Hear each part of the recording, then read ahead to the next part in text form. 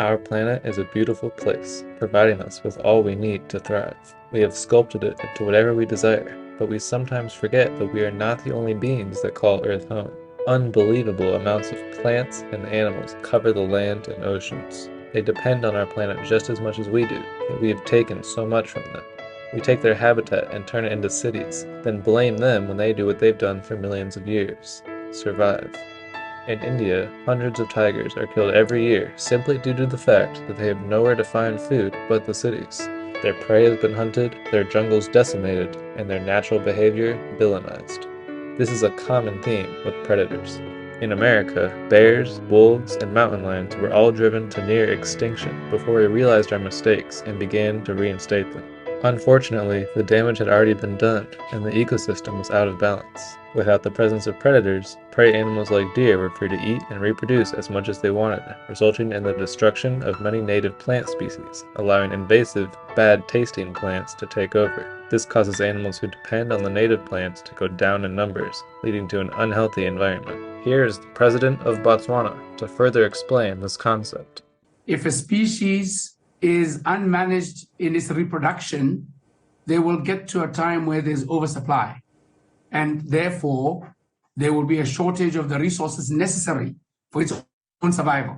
Solutions to this problem are difficult to find, but there's one that is controversial yet seems like the best option. Trophy hunting is the act of killing animals for sport, usually for a trophy like antlers or horns to use as a decoration. Many people believe it is unethical to go out and kill animals just for fun, and it is understandable why they feel this way. Why insert yourself into the natural way of things and kill animals just living their lives? Different people do it for different reasons, but there's actually more benefit than just a trophy on the wall. Preventing certain animals from reproducing actually helps the environment, in the same way that a bear removes animals from the gene pool through predation. Deer are especially in need of population reduction, as they have gone far past the healthy number of deer for the environment.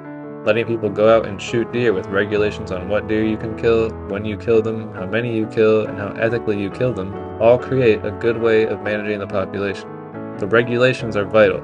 Without them, people could kill as many as they want, however they want, which is exactly what poachers are doing. In Africa, overpopulation is not a concern. In fact, the opposite is happening. Important animals like lions, rhinos, and elephants are going down in population, mainly due to habitat loss and poachers.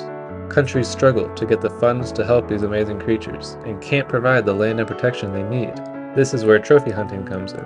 Contracts to kill an exotic animal are a huge source of income for these countries, and it gives them the financial support they need to keep hold of the land and protect it. It may seem strange to let rich tourists kill these valuable animals that are dangerously close to extinction, but without protection, the animals would be slaughtered by poachers, with no regard for an ethical kill. There are other ways to support these protected areas through other forms of tourism, but they pale in comparison to the hundreds of millions of dollars generated by trophy hunting. This is why it is so important that trophy hunting continues, at least until the other problems are resolved, like the healing of ecosystems and the prevention of poaching.